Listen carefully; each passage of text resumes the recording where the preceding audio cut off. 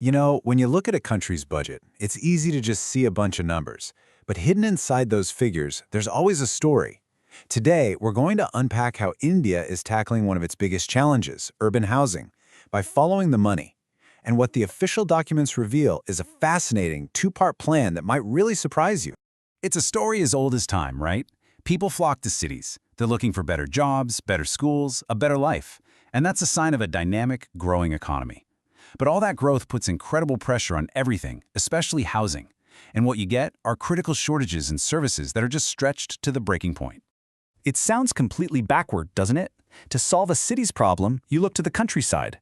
But as we're about to see by digging into the government's own documents, this is exactly the strategy they're using. It's a plan that fights the battle on two fronts at the same time. Okay, so let's start with part one of this strategy. This is the one that makes the most obvious sense. PMA Urban 2.0. We're talking about tackling the problem head-on by building more houses right where they're needed most, in the cities. So what is the PMAY Urban 2.0? Well, its official name is the Pradhan Mantri Awas Yojana, and the mission, stated right there in the official documents, is massive: housing for all in urban areas. And there's a real focus on helping those who need it most, the economically weaker sections of society. And listen, we are not talking about some small-scale project here. The numbers are just staggering. For the 2026-27 budget alone, we're looking at over 21,000 crore rupees. When you see a number that big, you know this is being treated as a top-tier national priority. But here's the thing. It's not just about throwing money at the problem. The plan is actually broken down into really specific, measurable goals. The government's own framework lays it all out. They're targeting 500,000 new houses, another 100,000 units for slum dwellers, and 10,000 new rental units. These are what they call outputs, real, tangible things they can be held accountable for. And that focus on results? That's a huge deal. It's a very deliberate shift in thinking. I mean, the government's own monitoring framework says it right there. They want to move away from just talking about the budget, the outlays, and start focusing on the actual results, the outputs we just saw, and the broader outcomes, the real-world impact.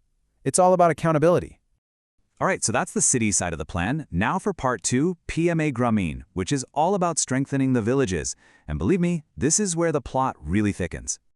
Okay, so you'd think the program for urban housing would get the lion's share of the budget, right? I mean, that's where the crisis is. But take a look at these numbers. The budget for the rural housing scheme is over 54,000 crore rupees. That's more than double the urban one. So what on earth is going on here? Why spend so much more money on villages to solve a city's problem? And this is the answer. This is the core of the whole strategy, and it's spelled out right there in black and white. The goal is to build up so much opportunity in rural areas that moving to a city becomes a choice, a genuine option, not a desperate necessity. And we're not just talking about houses. That massive rural budget is funding a whole ecosystem of development. We're talking about programs to create new livelihoods, better roads to connect villages to bigger markets, and even bringing essentials like clean tap water to every single home. It's about making villages places where people can really build a life, not just exist. So when you put it all together, you start to see the bigger picture. These aren't two separate, competing programs. No, they're two prongs of a single, unified strategy. Here's a good way to think about it. It's like a doctor treating an illness. The urban housing program, that's the painkiller. It deals with the immediate painful symptom, the housing shortage. But the rural development program, that's the antibiotic.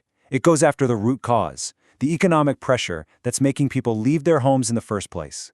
So this is the National Development Playbook in a nutshell. Step 1, manage the crisis right now in the cities. Build the houses, ease the pressure. Step 2, and this is the long game, invest like crazy in the villages to slow down that migration pipeline. It's a strategy designed for a much more balanced, sustainable future. Okay, but how do they know if any of this is actually working? I mean, it's a great theory, but where's the proof? Well, as always, the answer is in the data. Let's look at how they're measuring success. For the urban program, the official outcome is pretty much what you'd expect: improved living conditions. Now, that's a bit fuzzy, right? How do you put a number on that? You can't, really, which is why the target is listed as not amenable. It's not easily quantifiable. The goal is simply to make life better for people in the cities. Okay, but now get ready for the rural program's outcome. This is the real kicker. This is the smoking gun. The official, measurable outcome isn't just about building nice houses and villages. Look at this. The main target is a decline in the percentage of population migrated from rural to urban areas. And they even put a number on it, a 5% reduction.